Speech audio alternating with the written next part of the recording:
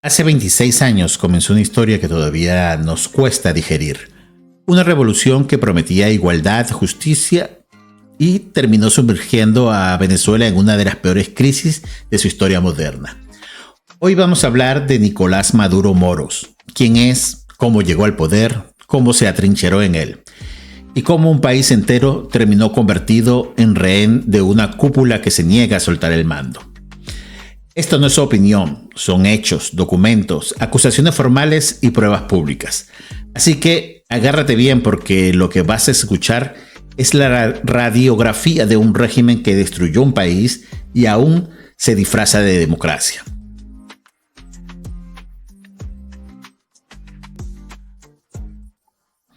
Capítulo 1. El origen de Maduro. Nicolás Maduro Moros nació en Caracas en 1962, eso dice al menos. Hijo de un sindicalista, se formó como chofer de autobús y desde allí empezó a escalar dentro del movimiento sindical del transporte.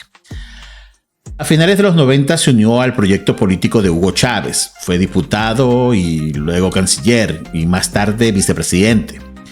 Cuando Chávez se enfermó, Maduro se convirtió en su heredero natural. Y cuando el comandante eterno murió en el 2013, Maduro heredó no solo el cargo, sino el aparato completo de poder. Una elección apretadísima con denuncias de irregularidades lo dejó como presidente. Desde entonces, Venezuela no volvió a ver una elección libre. Con una transmisión del 99.12% y una participación relativa del 78.71% de los electoras y los electores, tenemos el candidato Nicolás Maduro Moros, 7.505.338, con el 50.66% de la votación. El candidato Enrique Capriles Radonsky, con 7.270.403 votos para el 49.07%. Otros candidatos y candidatas, 38.756 para un porcentaje del 0.26%. Queremos decirle al país también que hemos conversado con los candidatos en vista de estos resultados tan cerrados, con una tendencia irreversible como el Consejo Nacional Electoral tiene acostumbrado al país. No damos resultados cuando no son irreversibles. Estos son los resultados irreversibles que el pueblo de Venezuela ha decidido con este proceso electoral. La consolidación del poder, capítulo 2. Maduro no llegó por mérito propio, llegó por lealtad. Y esa lealtad la cobró cara. Controló la Asamblea, el Tribunal Supremo, el Consejo Electoral y las Fuerzas Armadas, desmanteló la independencia de los poderes, persiguió opositores, inhabilitó candidatos y usó la justicia como arma. Las instituciones dejaron de responder al pueblo para responderle solo a él. Y mientras tanto, el país se hundía. Inflación descontrolada, apagones, escasez, hospitales sin insumos y millones de venezolanos huyendo del hambre y la inseguridad. ¿Por qué el gobierno de Nicolás Maduro es un desastre? Nicolás Maduro no es un estadista, ni un economista, ni siquiera un hombre de letras. El presidente de la República Bolivariana es político. Empezó su carrera como conductor del metro y pronto entró en el sindicato, desde donde empezó a medrar al lado de Chávez. Ya con Chávez en el gobierno, Maduro tuvo el puesto de Exteriores sin ningún tipo de experiencia previa ni idiomas. Maduro se mantuvo cercano al presidente hasta que su muerte lo convirtió en el hombre que dirigía Venezuela con la ayuda de un pajarito parlante. Bueno, más que mala es tremenda. Tremenda porque Venezuela es uno de los países más ricos de América y sin embargo su población se muere de hambre. Chávez basó toda su economía en el petróleo, abandonando los campos del resto de actividades económicas a favor de la venta de crudo y convirtiéndose así en grandes importadores de alimentos desde países como Brasil o Colombia. Todo iba bastante bien hasta que el barril de crudo pasó de 100 a $48 y comenzó una explosión en cadena que convertiría a Venezuela en un país en quiebra. Al llegar Chávez a la presidencia de Venezuela, la extracción y venta del crudo se nacionalizó. Al nacionalizarse ocurrieron dos cosas: que quintuplicó el número de empleados estatales y que se pusieron en marcha muchos programas sociales. De esta manera, al caer el precio del petróleo y por consiguiente sus ingresos, el Estado se encontró con una población directamente dependiente e imposible de mantener. Pero lo peor estaba por llegar. Venezuela, un país abocado a la importación de prácticamente todos sus alimentos, se encuentra de pronto con que no tiene dinero para comprar. ¿Y qué pasa entonces? Pues que los precios suben, el poder adquisitivo de la población no, llega la inflación, que ahora se encuentra en un 720%, la escasez de alimentos y la pobreza. Para que os hagáis una idea, la canasta básica de comida cuesta 5 veces más que el salario mínimo del país. Uno de los efectos de la inflación es la enorme cantidad de billetes que tienes que utilizar para comprar, debido a la devaluación de la moneda. Este efecto hace que los bancos no dispongan de efectivo y que la gente se vea obligada a hacer largas colas para retirar dinero. A fin de paliar este efecto colateral, Maduro ha impreso un nuevo billete de 100.000 bolívares, que no arreglará el problema, pero que le permitirá dar la sensación de estar haciendo algo. Y llegamos a la madre de todos los problemas. Venezuela, endeudada hasta las cejas con países como China, ha presentado una refinanciación de la deuda externa. Si a eso le sumamos las sanciones impuestas por Estados Unidos y la cascada de consecuencias que se derivarán de esa decisión, tales como acciones legales, caída del valor de los bonos venezolanos e imposibilidad de acceder a nuevos préstamos, nos encontramos con una realidad en la que el pueblo venezolano va a salir muy mal parado. Mayor escasez de alimentos y de medicinas y dramático aumento del paro.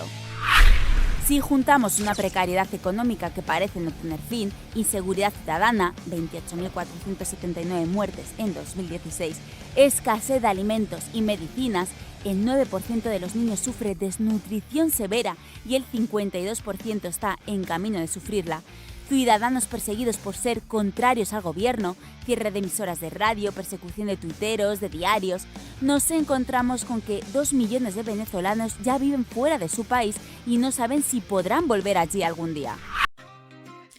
Capítulo 3. Represión y miedo. Maduro convirtió la represión en política de Estado. Desde 2014, organismos internacionales han documentado detenciones arbitrarias, torturas, desapariciones y ejecuciones extrajudiciales. La ONU, Human Rights Watch, Amnistía Internacional, todos han señalado lo mismo, que en Venezuela se cometen violaciones sistemáticas a los derechos humanos. El aparato represivo incluye a la Guardia Nacional, el SEBIN y la temida FAES, fuerzas acusadas de eliminar disidentes y de sembrar terror en barrios y comunidades enteras.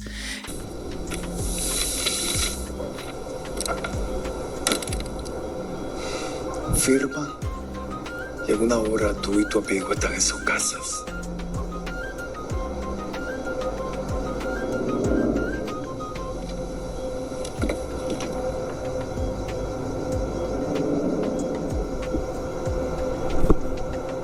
Eso lo único que dice es que haces un llamado a los estudiantes a que paren de salir a la calle. Dime, ¿tú crees que si sacan al monigote ese de Miraflores, algo va a cambiar? No va a cambiar nada. Y si tú no firmas eso, tampoco va a cambiar nada. La única diferencia es que tú te vas a haber quedado encerrado, pudriéndote por huevón. Firma, Simón, y vete para tu casa.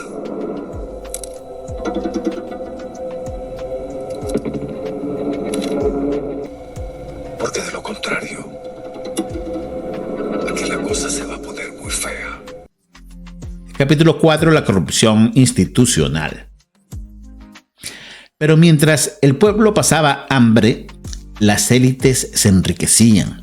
Los escándalos de corrupción se multiplicaron. PDVSA saqueada, contratos amañados, maletas de dinero en el exterior, cuentas en paraísos fiscales. Los llamados boliburgueses amasaron fortunas mientras el país colapsaba y nadie, absolutamente nadie, ha rendido cuentas. Porque en un sistema podrido la corrupción no es error, es el combustible que mantiene la maquinaria en marcha. Por extraño que parezca, además de extraer petróleo y venderlo en el exterior, PDVSA importa alimentos para distribuirlos como parte de su misión de abastecer al pueblo venezolano. No es que esto esté mal en sí mismo, ni tampoco que este hecho pueda explicar el desabastecimiento, pero es muy diciente que una petrolera sea la entidad elegida para entregar alimentos. Ahora piensen en la burocracia en Venezuela. Por ejemplo, para importar productos hay que comprar dólares, pero resulta que en Venezuela el Estado es el que vende dólares y entonces hay que pasar por un proceso burocrático que puede durar meses antes de importar cualquier cosa. Por otra parte, las empresas nacionalizadas en este momento no producen ni una cuarta parte de lo que producían antes y en cambio se pasan su tiempo llenando formularios, solicitudes, informes y todo tipo de papeleo para poder hacer su trabajo. Para colmo, se han perdido toneladas de alimentos que se pudrieron en almacenes porque nadie los llevó a su punto de entrega. Eso sin mencionar la corrupción que se come en los recursos del país y las fallas de coordinación que hacen que todo sea más lento. Capítulo 5. Narcotráfico y el cartel de los soles. Aquí entramos al terreno más oscuro. En marzo de 2020, el Departamento de Justicia de Estados Unidos acusó formalmente a Nicolás Maduro y varios de sus funcionarios por narcoterrorismo y conspiración para traficar el polvo blanco. El expediente habla de toneladas de ella enviadas hacia el norte, con protección de militares y altos funcionarios venezolanos. Así nació el temido cartel de los soles, una red que, según fiscales estadounidenses, involucra a miembros del ejército y del gobierno en el tráfico internacional de ese polvo. Y el objetivo, financiar al régimen y mantenerse en el poder a cualquier costo. Según el Wall Street Journal, Estados Unidos investiga a importantes funcionarios venezolanos por presunto tráfico de drogas y blanqueo de dinero. Y destaca un nombre, el de Diosdado Cabello, presidente de la Asamblea de Venezuela, al que sitúan como jefe del cártel. Almudena Ariza. Sí, Diosdado Cabello es considerado el segundo hombre más poderoso de Venezuela después del presidente Maduro, presidente actual de la Asamblea Nacional, y según la investigación el auténtico jefe del cártel estaría liderando a grupos de narcotraficantes que están usando Venezuela como punto de partida para el envío de cocaína a Estados Unidos y a Europa. Esta investigación comenzó hace aproximadamente 2 años, la llevan a cabo fiscalías de Nueva York y de Miami, también una unidad de élite de la DEA, la Agencia Antidroga de los Estados Unidos. Una investigación que está dando como resultado algunos datos por pruebas que han sido aportadas por ex narcotraficantes y también por testimonios de informantes que trabajaron muy cerca de altos funcionarios venezolanos y también por desertores de las Fuerzas Armadas venezolanas. Vamos a conocer más datos de lo que apunta esta investigación, según la cual está aumentando considerablemente el narcotráfico en Venezuela. Recordemos que es un país que no produce cocaína, pero por el que está pasando la mitad de la cocaína que se produce en la vecina Venezuela.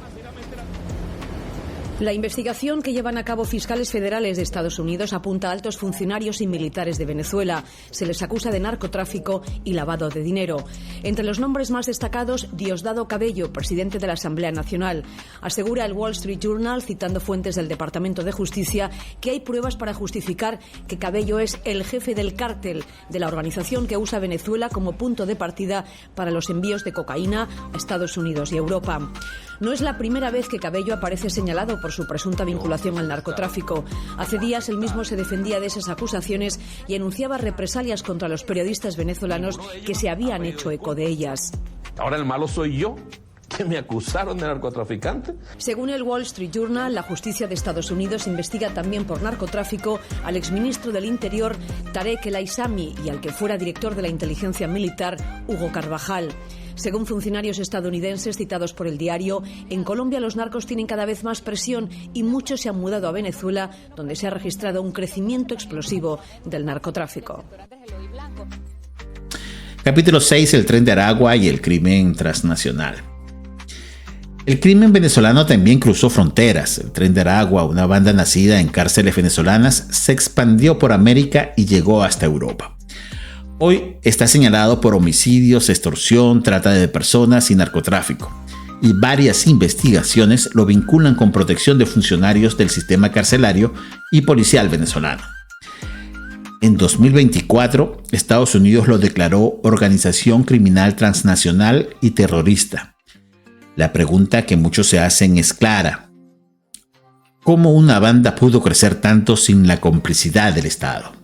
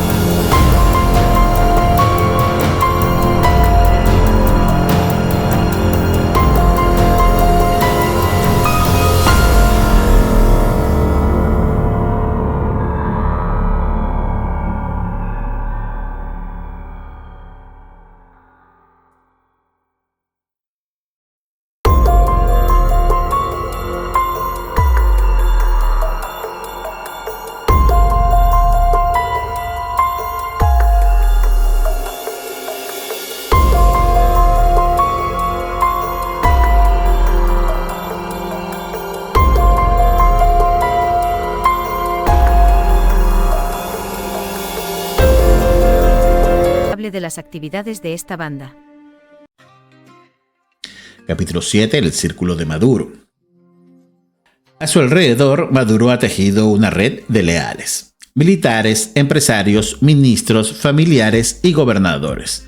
Su esposa, Cilia Flores, expresidenta del Parlamento, controla gran parte del poder interno y varios de sus sobrinos fueron condenados en Estados Unidos por narcotráfico.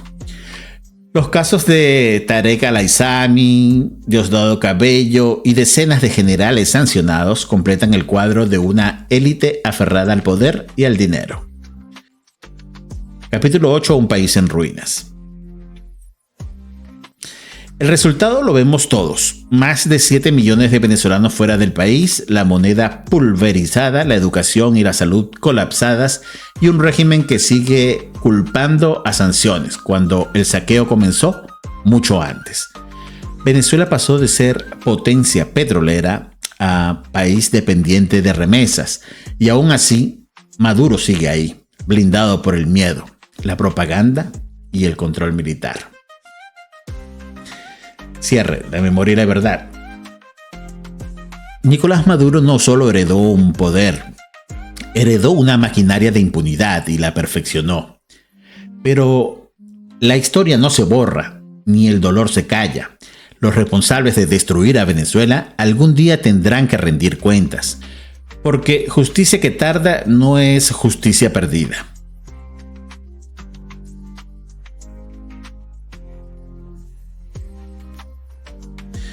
Y te lo repito, hablar de esto no es odio, es memoria, es no olvidar cómo un pueblo entero fue silenciado, perseguido y empobrecido.